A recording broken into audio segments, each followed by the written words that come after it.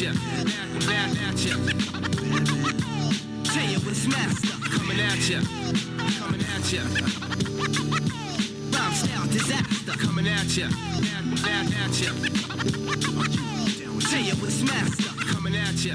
Hello and welcome to Cut the Bull. I am Charles Love. My co-host Wilfred Riley is dealing with a student, hopefully teaching him the importance of the Republic, and we'll be here shortly. And as you can tell, we have a great guest here. Our guest this week is Dinesh D'Souza. Wilfred Riley's coming on, best-selling author and filmmaker. He's coming on to discuss his latest film, Vindicating Trump. Dinesh, welcome to the show. Hey, it's a pleasure. Good to be joining you guys. Well, thanks for coming on. I guess I want to start with this latest film. We'll talk about all the things, the parts in it, and why it's important. But the title itself is gripping, and it'll grab you and give you a feeling one way or the other, I would assume. But why is it called Vindicating Trump? The peculiarity of Trump, as compared to, for example, Reagan, who's the politician I kind of cut my political teeth on. I was a young policy analyst in my 20s in the Reagan White House. Reagan was a guy who would make the case. And he'd make the case against the Soviet Empire. He would say, here are the reasons, for example, to vote for me. Trump doesn't do that. He puts himself on exhibit and he does the Trumpian thing, but he doesn't make the case. And so I thought to myself, you know, there are a lot of criticisms of Trump, some coming, of course, from the left, but some coming from even the sort of moderate Republican right. And I want to take those seriously and examine them in both a book and a film. So I have an accompanying book. Vindicating Trump comes out shortly in a couple of days. The film is in theaters now. Got you. Will, what are your thoughts on that? Do you think that there's a case to vindicate Trump? I mean, I think there's a case to vindicate Trump. I'm interested in looking at the movie and the book because there are a large number of critiques of Trump. I mean, behavior during the last election. I mean, is he unhinged? Is he reliable? People around him, so on.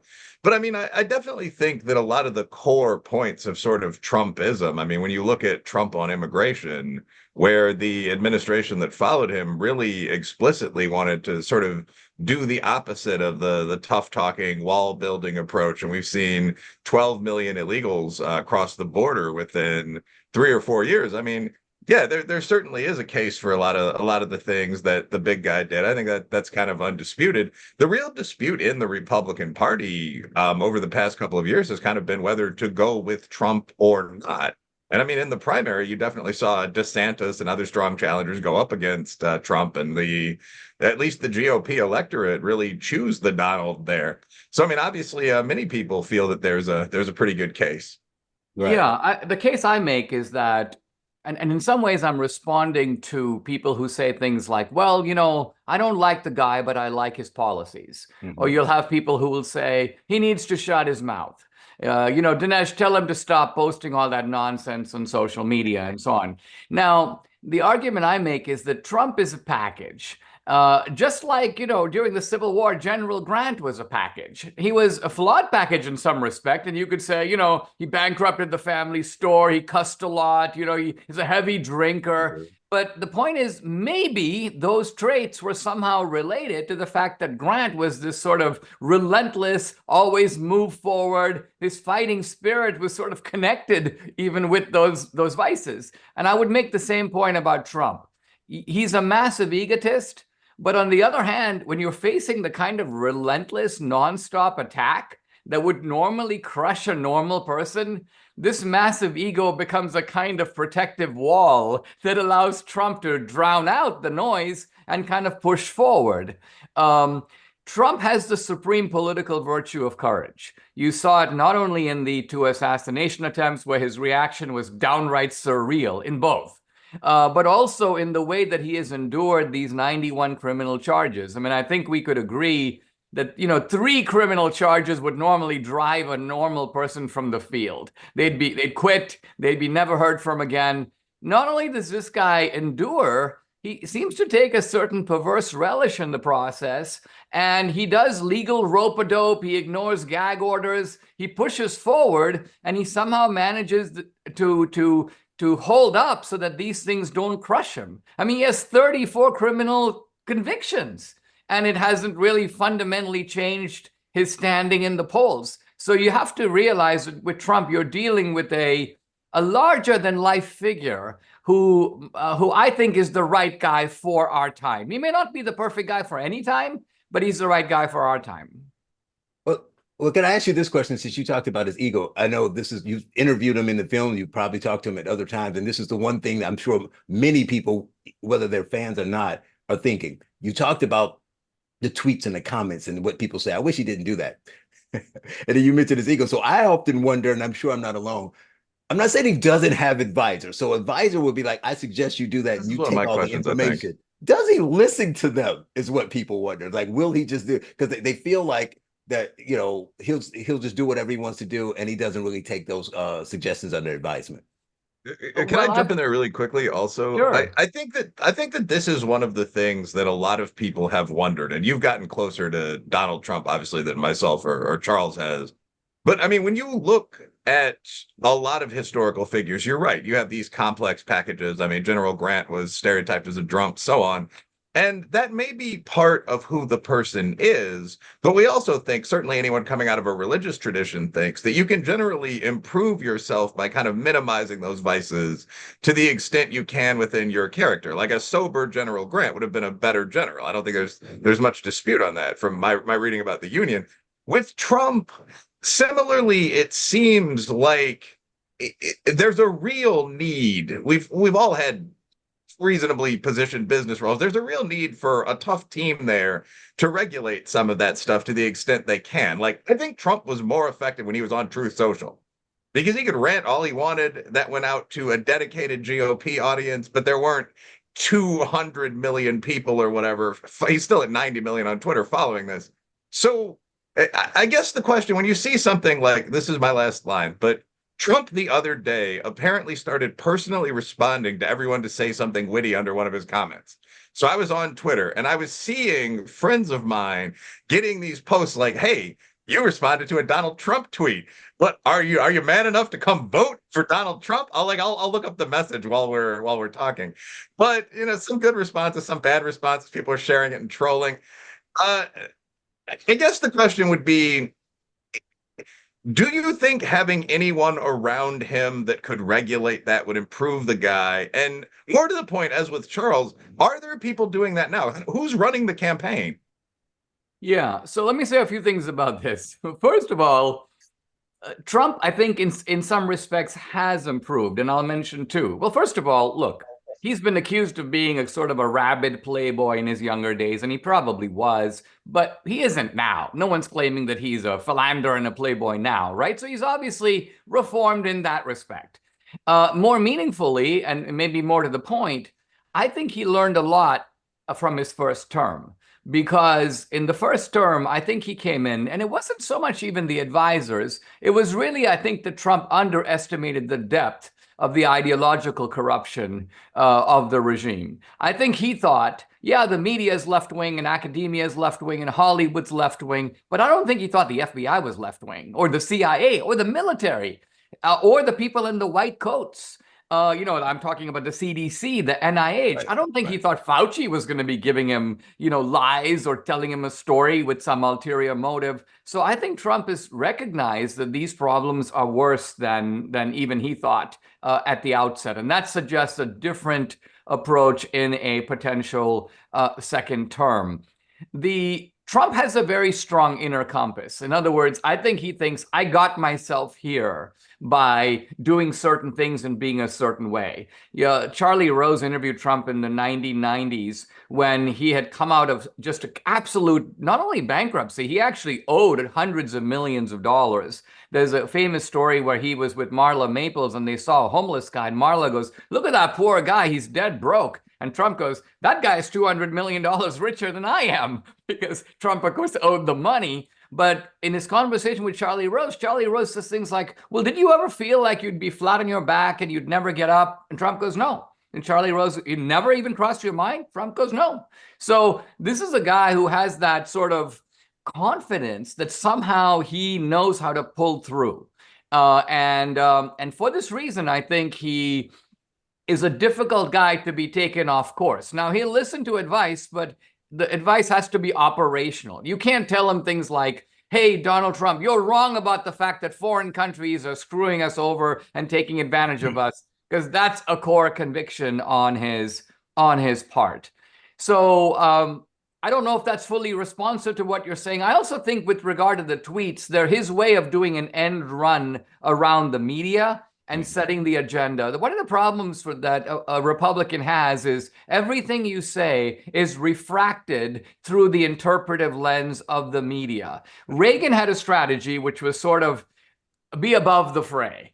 And Reagan was able to pull that off, but no Republican since Reagan has had that talent. Trump has a different approach. He's in the fray. So he will attack the reporter and then later make fun of his appearance and things like that, which is maybe going a bit over the top. But what he does do is he comes up with memorable lines that set the agenda. And he did that even when he was, when he was a regular on Twitter.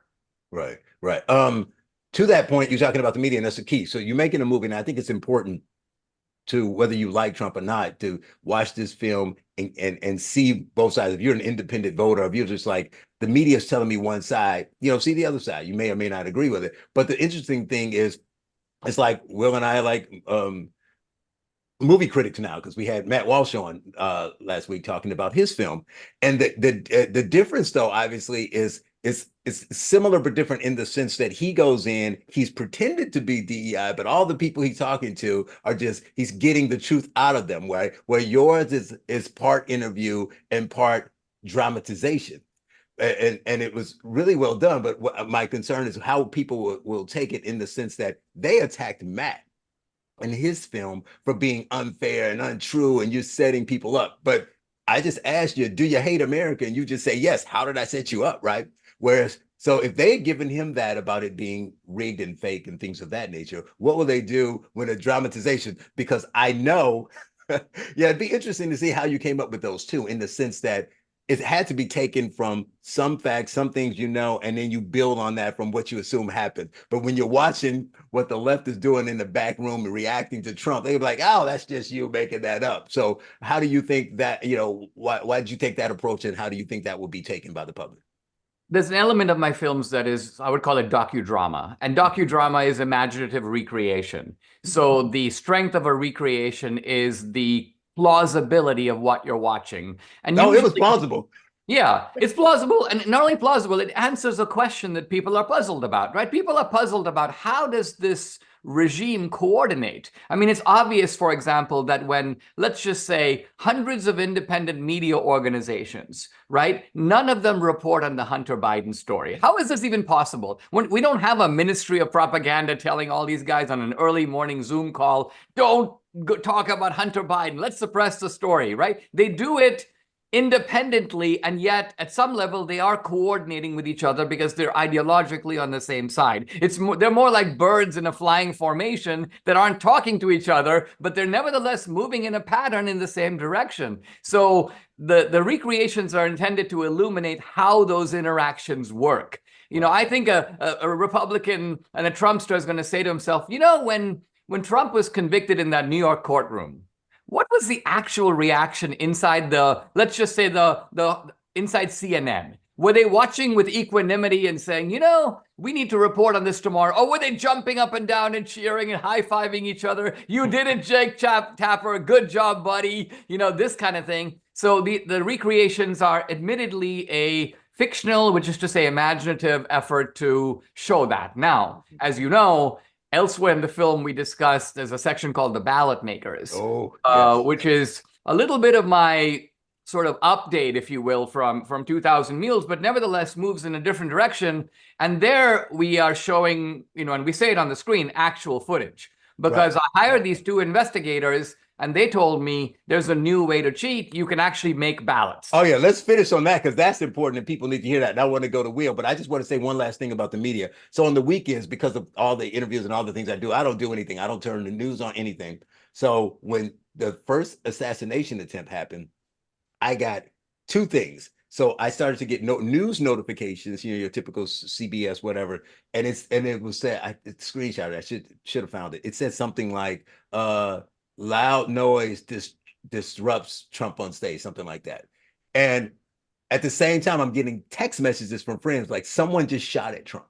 And so I'm like, what are you talking about? So I go to the Google page and it didn't say that for at least an hour, right? It was insane. I was like, what?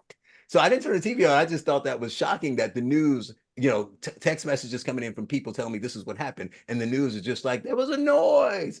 Trump falls down and loses shoe, right? So it is pretty crazy, but the dramatizations were definitely funny. Will, what are your thoughts? I mean, so I think that the dramatizations in the film, I mean, I think are to some extent necessary because obviously you're not going to see an actual video of that happening. I mean, I think that you can pretty much assume that there will be critique of that, like, well, this scene in the movie is not real; it's the artistic license of the filmmaker, Right. so on down the line. I mean, generally, in this case, that stuff is introed as this is real footage, this is Right. not. But I have a question that comes out of a piece of background knowledge that, as it happens, I have. And Dinesh, you know what the journal list was, right? The journalist? Yeah, it was so when you said these reporters, they can't all be communicating with one another. Would Oh, question that. I mean, a couple of Oh, I years ago, see. there was the revelation that all of these sort of spicy young journalists, including a couple people I've sparred with and almost friendly wise on Twitter, were communicating. There were 200 or 300 of them. I don't want to misspeak, but I wouldn't be surprised as they move on in their careers if some variant of that has not continued. So you very frequently see themes like JD Vance talked over a woman that frankly seem a bit obscure. That's not necessarily how I would have reacted to that. He responded to a fact check that wasn't supposed to happen, but rapidly go out and be shared by 50 or 60 people. And I don't know if that's just a birds flying together right. thing, but my question comes from that actually. So I obviously did some prep research for the show, and it looks like Dinesh, yourself, Matt Walsh, people on the right have had actually most of the highest grossing, at least documentary films in the recent past by a pretty significant margin. And that kind of gets into the question of why culture leans so far to the left. So, I mean, from a business perspective, you would think Rupert Murdoch Sr.'s famous line about Fox, I went into business because my audience was half of the population. They weren't being served, so I set up a network and rapidly became number one or number two. So there's kind of a two-part question here, actually. One would be, I guess, why is there so little conservative media or journalistic content? Because there's obviously a large audience for it. And two, in the context that we have right now, where the people that are going to be reviewing you, if at all, lean 95% to one direction, is it, and I'm not being glib, but I mean, is it one, why is there so little? And two, is there room for more? Is this something that could be a competitive force in the field? Well, the answer is absolutely it could. On things like Rotten Tomatoes, we ignore the professional critics and only look at the sort of popcorn critics, which is the people who actually buy a ticket and review the film. So the film is like 97% among the audience in Rotten Tomatoes, and that's what we care about because that's the word of mouth that will help more people see the film. When I made my first documentary on Obama in 2012, the field was dominated by a single man, Michael Moore, who had, out of the top 10 political films, he had about 7 of them.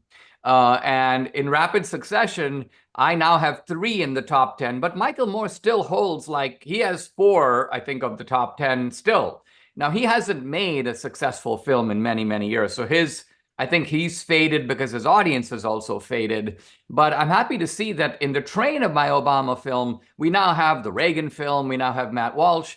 Part of what we're all doing is we're all also recognizing that the theater is a way to do an end run around the media, and it's a way to do an end run around digital censorship. So they'll block you on Facebook, they'll block you. Netflix is just not open by and large to conservative films, but the theaters are. If you can fill seats, theaters will put conservative films including a film that has a radioactive name like Trump in the title. I think we've established a legitimate genre. Now, I think the reason that there aren't more people in media on the conservative side, it's a supply side problem. The demand actually is there. It's like asking why there aren't more conservatives in academia. There's a kind of a market failure to this degree.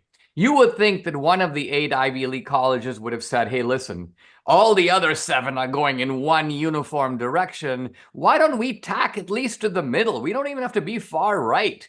If we're just more centrist and open to free speech, we would be capturing a whole audience of parents who want to send their kids to a more middle of the road, hear both sides type of university. But they don't do that. Why? Because the demographics of the PhD population is so skewed to the left.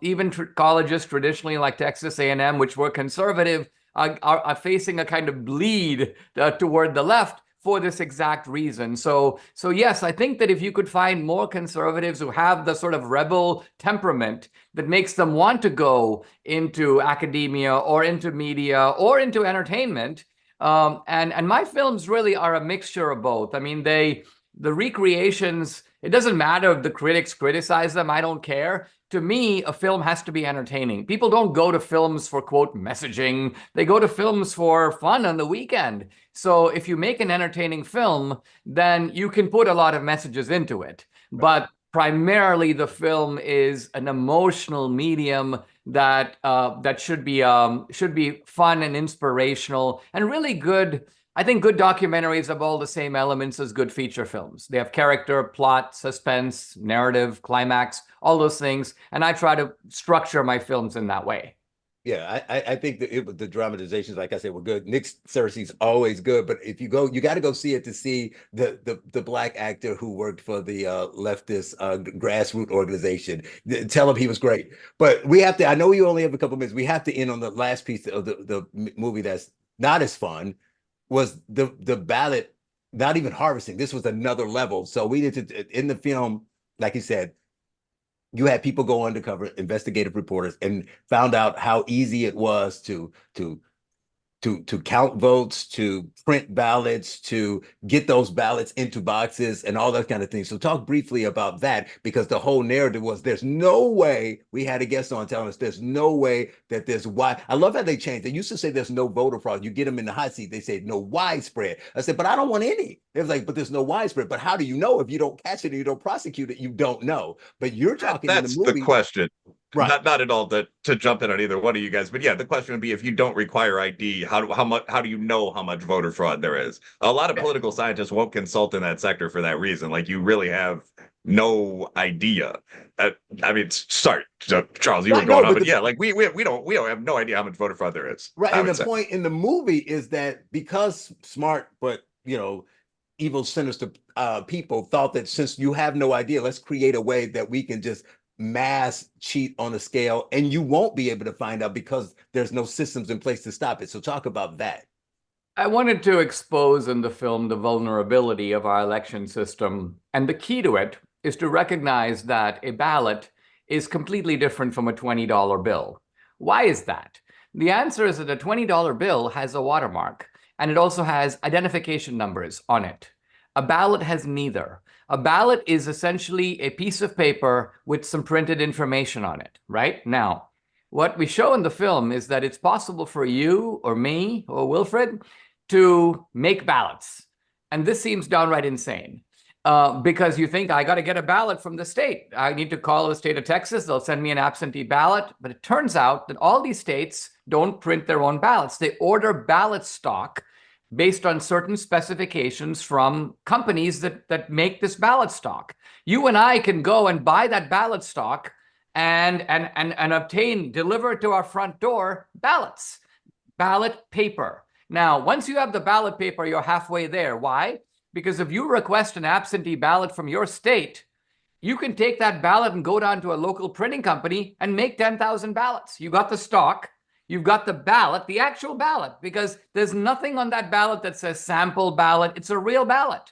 And then you have essentially legitimate ballots. If you put them in a tabulating machine, they will be counted. Now, anyway, I hired a couple of investigators and they came and told me all this. And I said, listen, this is so unbelievable that if you tell it to me in a film, nobody will believe you. You have to show me. So we'll film you. You go out and order the ballot stock. Then you request the actual ballot, an absentee ballot, and take it down to your local UPS store or copying place, make 10,000 ballots and show me. Then you have the 10,000 ballots. Now you tell me how you're going to actually vote those ballots. And it turns out there's a way to do that. You can go down to the Secretary of State of pretty much any state, and for about $50, you can buy the entire voter rolls. It's unbelievable. They give you the voter rolls, and all you have to do is look and see what are the names on the voter rolls that haven't voted in recent elections. Because those people are up for grabs. They're probably not going to vote this time, and yet they're on the voter rolls. And so all you have to do is write in their name, write in their address, and scrawl a signature. And now you have basically a ready-to-go fraudulent ballot. Frankly, until this point, nothing you've done is even illegal. It's only illegal when you go to a ballot drop box and put the ballot in. Once you have, quote, cast the ballot, yes, you are breaking the law. But even though you're breaking the law, it is almost impossible to detect. When the ballot comes in, they will look and see you're on the voter rolls. Nobody's doing any real signature checking. People aren't even qualified to do that. They're okaying ballots like 1 second per ballot. So realistically, there's a lot of opportunity to cheat, even with paper ballots. And that's the key point. People go, well, let's go to paper ballots. Paper ballots have vulnerabilities too, mainly because there is no code or mark that identifies the ballot or connects it with any particular voter. So anyway, I put this all out there because my reasoning is, if we can see up front the vulnerability of the system, we'll recognize that there's a lot of work to be done to fix this. If I can ask a quick question there, like, is this something that you think would be plausible in practice? I mean, I imagine regions where it would be doable, but if I went to the UPS store in the right-leaning Kentucky state capitol and said I wanted to make 20,000 ballots, I mean, is that something that people would be willing to do, in your opinion? Like, how practically achievable is that? Not only is it 100% practical, but we show it in the film. They actually do it. And the truth of it is, if I go to my local UPS store, they're not interested in the content of what I'm printing. In fact, if I start printing on their small machine and I say I want to make 5,000 copies, they direct me to the big machine. They go, use the big one because you can run this off much faster. And let's be fair about this. I get what you're saying, Will, because what's the likelihood of this? And I think it's not that likely. But if a bad actor wanted to do it, he wouldn't go to UPS. Of course, he would have a printer in his office. I think so to clarify, I think that there are a couple of very obvious ways to commit voter fraud. I mean, the Chicago variant was what's called Union Slate, where groups like the teachers' unions would be aware of all their members. These are the members that are on sabbatical or something. And theoretically, allegedly, no friend has, of course, ever mentioned this happening, but you would send proxies and young people or something like that to vote for everyone that's in your group that's registered to vote that's unavailable to vote. Another simple way to do it would just be to register legal immigrants and the like using motor voter. No one would ever check. You'd immediately start being sent ballots and so on. This happened in Arizona, as I recall. They had to trim 100,000 people from the rolls. Real embarrassment. Right. So, yeah, I mean, there certainly are ways to do it. I was actually just interested in this. I think one critique of the film might be that you're showing people how to commit this election crime. But what I are you would be doing? Curious about. I'm sorry. I said, yes. What are you doing, Dinesh? Well, what I'm like sure, it's the DARE like program where they went to schools and said, like, these are all the drugs. This is cocaine. It's mostly available on these street corners in Chicago. The effect is intense euphoria. Where's the marijuana now? Some Pass the questions about marijuana back to practicality, the front of the class. Well, my motive is this. I mean, it's sort of like if I'm saying, hey, listen, guys, you want to, there are many ways to rob Fort Knox. And I'm here to tell you that on Saturdays from 2 to 4, they leave the back door open, right? But my purpose of telling you this is not to educate the criminals. They actually already know that. It is to blow the cover so that people now will be looking for it and be more difficult, to do that. You have to remember that we're in a state. Look, I agree that if let's just say if Trump is winning 60-40, there's no way to cheat your way to victory under those circumstances. Mondale couldn't have cheated his way in 1984 against Reagan, but the 2020 election was extremely close, and it's quite possible this will be too. So we're talking about cheating a little bit in Arizona, a little bit in Georgia, a little bit in Michigan, a little bit in Pennsylvania, and you're done. You don't need massive and so think about it. The whole country is at stake. And so the idea that there isn't a massive incentive to try to tip the balance especially, as you say, for bad actors, people who are willing to game the system. All I'm saying is the system has proven itself vulnerable to be gamed relatively easily. Well, we will have to Fair leave enough. it And there. actually, one question I comes from that I think I have to ask that I've heard about Ben Shapiro and others ask pretty frequently. So there's a debate about whether the 2020 election was stolen, obviously, at least on the right. Trump obviously says it is. They stole the election from me. The one question I've heard posed to him by conservative intellectuals that I haven't really heard an answer to is, okay, let's say that's true. How would you stop that in 24?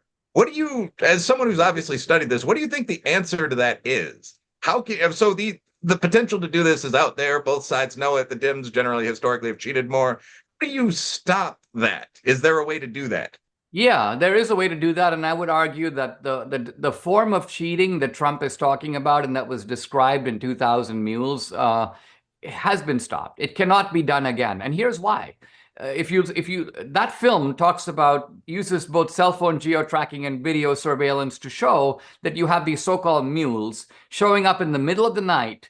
You can see them on the camera. They look to the left and right, make sure no one's watching them. They've got a backpack full of ballots. You can see them wearing gloves, stuffing these ballots in the boxes. But the very fact that this is now known means that people are going to be looking for it. If in the 2024 election, mules show up at 2 a.m. in the morning at drop boxes, I guarantee you there will be patriots and Republicans kind of waiting for them with their cell phones turned on. This is not going to work. One of the reasons I look at ballot making is I think that if there's cheating in 2024, it's going to have to take a new form than it did in 2020. So for these reasons, I think that, and not to mention the fact that the Republican National Committee and the Trump campaign are now devoting significant resources to busting any fraud while it's happening. Problem is, if you wait a year and a half, you're not going to be able to go in and yank the guy out of the White House. That's just not going to happen. If you're going to catch the fraud, you have to catch them kind of in the act. There you go. He is Dinesh D'Souza. Go check out his latest film, Vindicating Trump. Dinesh, it's been great conversation. Thanks for coming on. I really appreciate it. By the way, if you let me say, guys, the website is vindicatingtrump.com. If you just plug in your city or your town, the theaters will pop up. You can buy tickets. So there's a book of the same title coming out next week. So really enjoy the conversation, guys. Thanks for having me. All right. Have a great day. Land of the free and a home of the brave. God get all of the praise. I got a country to save, cause I'm Patriot J and I'm saving the day.